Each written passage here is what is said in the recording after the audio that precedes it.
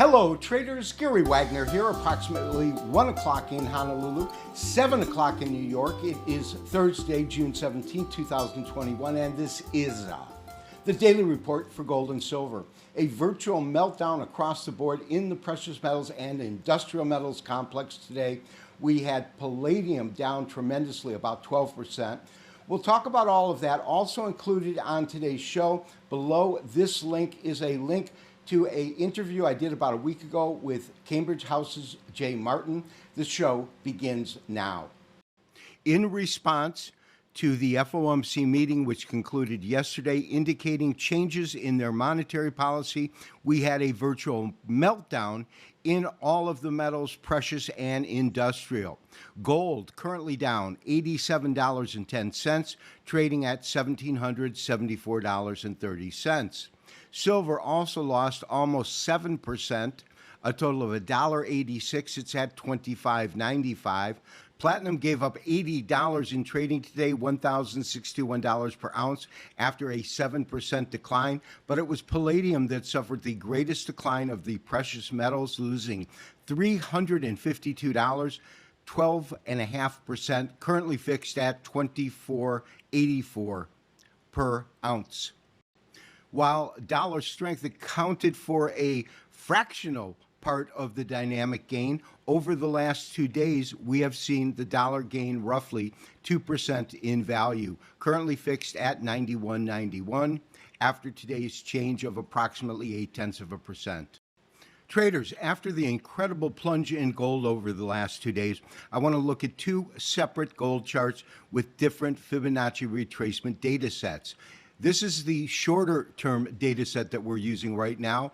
It begins at 1680 and concludes at $1,920, in other words, accounting for this last leg of the rally. And when we do that, what you see is that the lows achieved today occur very, very close to the 61.8% Fibonacci retracement, $1,769.30. You can see current trading in Australia is up from the lows, but clearly right near the close in New York today.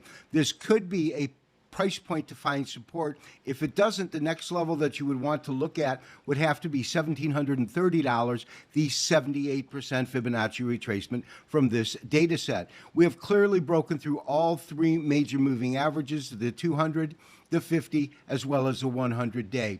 So I'm going to recommend that we still let the dust settle to see if it's going to trade lower or find support in this area. This next daily candlestick chart has a much longer fib retracement beginning from the lows in March 2020 when gold was at about $1,450 up to the record high at approximately $2,088.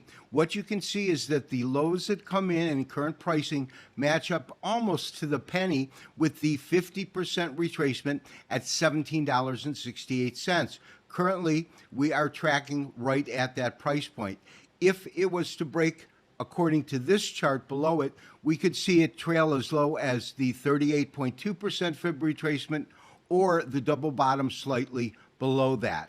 Again, it is a little too early to tell whether or not it will find support, but in both fib retracements that we're looking at, you can see that the lows achieved today were at critical price points. And so it means that we need to look to see how market forces take either gold lower or find some support in this particular area.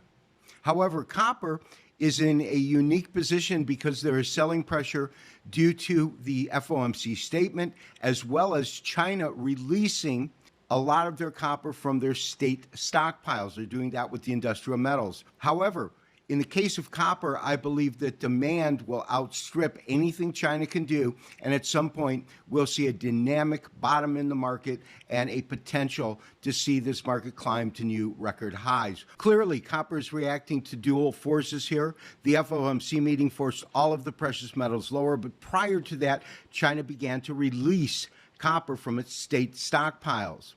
As in any intervention by a major country, whether it's a currency or a commodity, all that country can do is to slow the natural descent or ascent of that market price. In other words, copper is going to move based upon supply and demand. Right now, more copper has been released into inventory, and that's what's pressured prices lower. However, we want to see how it reacts because we are at a particular price point where I think we could still go a little bit lower.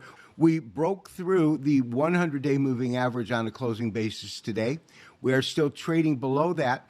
We have some price support, not based on fib retracement, but based on actual bottoms in the market. And I'm speaking about the occurrence of $4 copper, really at the beginning of January and February of this year. Below that, we have about $3.90. That's based upon this bottom.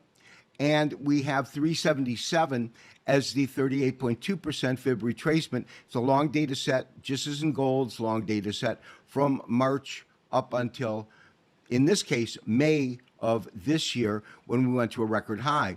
It is for that reason we want to take a serious look at re-entering the copper market once we have defined a bottom of the market, and we could see it surge and break above its all-time record high. I still believe copper will move to $5 by the end of the year. This has been Gary Wagner, wishing you, as always, good trading. We will talk to you tomorrow for the weekly wrap-up and review. Have a great day. Bye-bye.